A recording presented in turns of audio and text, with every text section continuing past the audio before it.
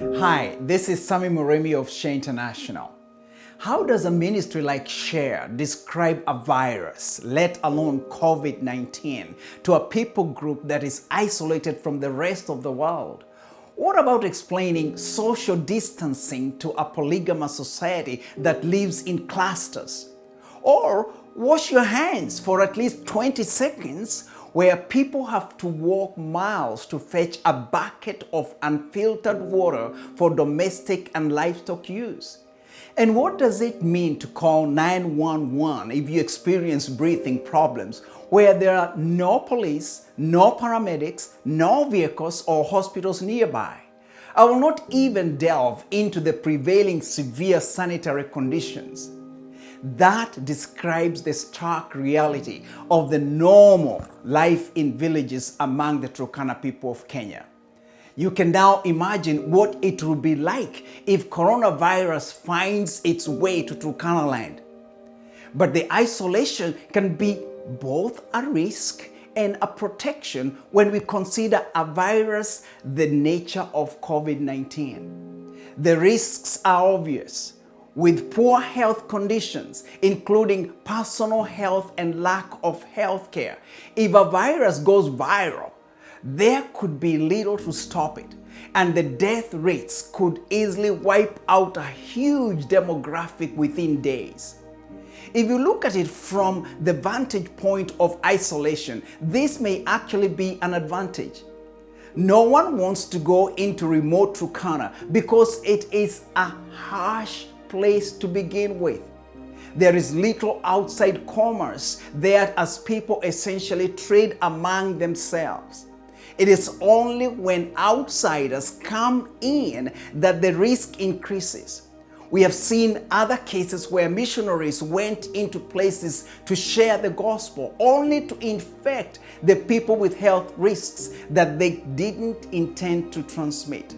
Yes, the gospel was presented, but many died due to unintended consequences of new health issues brought to them.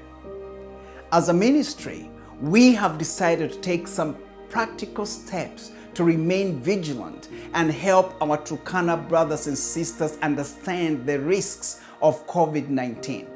We are asking all our staff to stay in Lodwar for an indefinite period of time to avert the spread of the virus from major towns to the isolated villages where there is hardly any medical care available.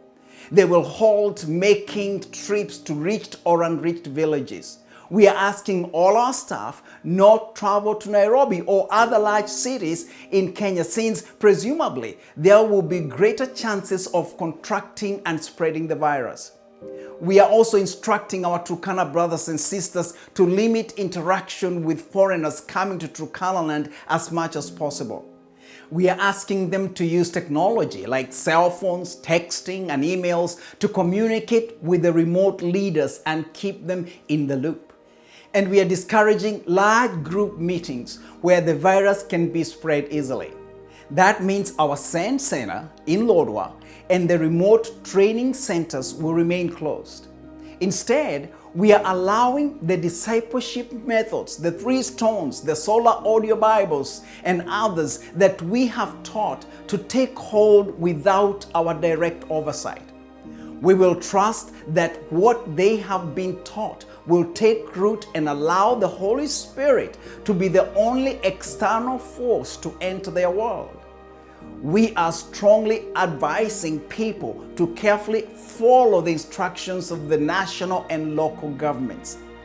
And now we turn to you, our faithful supporters, asking you to stand with our Turkana brothers and sisters in pleading with the Lord to protect them from COVID-19, but also to grow them in their faith through this world crisis, through the teachings they have received over the years.